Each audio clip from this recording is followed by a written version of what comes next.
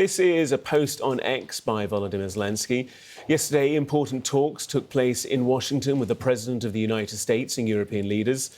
This was truly a significant step toward ending the war and ensuring the security of Ukraine and our people.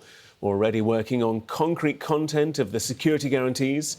Today, we continue coordination at the level of leaders. There will be discussions preparing the relevant formats.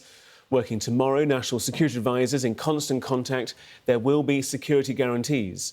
I thank all our partners for their determination and support. Ukraine feels this strength. We will do everything to make the path to peace a reality through partnership, through security guarantees and through the courage of the Ukrainian people. And then alongside that, images of Zelenskyy and Trump. You've also got then Trump showing those European leaders parts of the White House, and then also that group photo of them too, bottom right. And let's bring in our military analyst, Sean Bell, who's here with us. And Sean, let me just check this again. This tweet by Zelenskyy in the last 3 minutes. 1, 2, 3 mentions in about four sentences of security guarantees. It trips off the tongue. What does it mean in practice? Yeah, it's no great surprise, is it? Because if you look at the two factors, if there's going to be a peace, one of them is going to be about where it stops. So there's a bit of conversation about land. Probably needs to happen behind closed doors. The other thing is, how on earth do you stop Russia just coming again?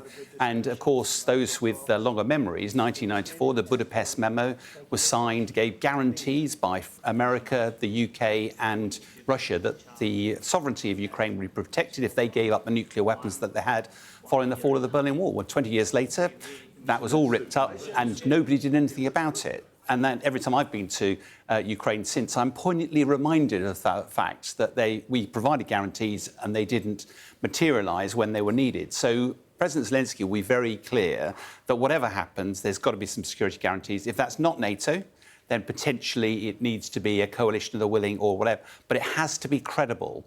And I think part of the challenge, and we've seen it come up several times now, is how do you provide teeth to it when in big handfuls, America is more focused on China and sees Russia as a European problem, whereas actually providing a credible force is really difficult to do for a small number of countries. It's that old, if it walks like a duck, if it quacks like a duck, if it looks like a duck, it's a duck, right? So how is there a difference between NATO membership, which provides security guarantees, and 30 countries under the guise of the coalition of the willing that are going to provide security guarantees? It's NATO in all but name, is it not?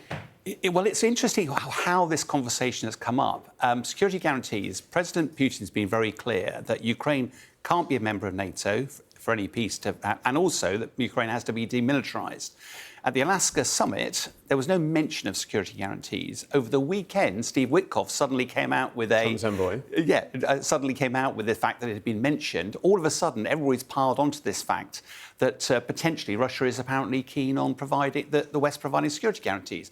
I don't buy it yet. In fact, Russia was pouring a bit of cold water on that. So whether it's NATO providing those security guarantees or individual countries, the point is that's completely diametrically opposed to where Russia appeared to be only a few days ago. So I'm not entirely sure that Russia's ready to acquiesce to that particular request.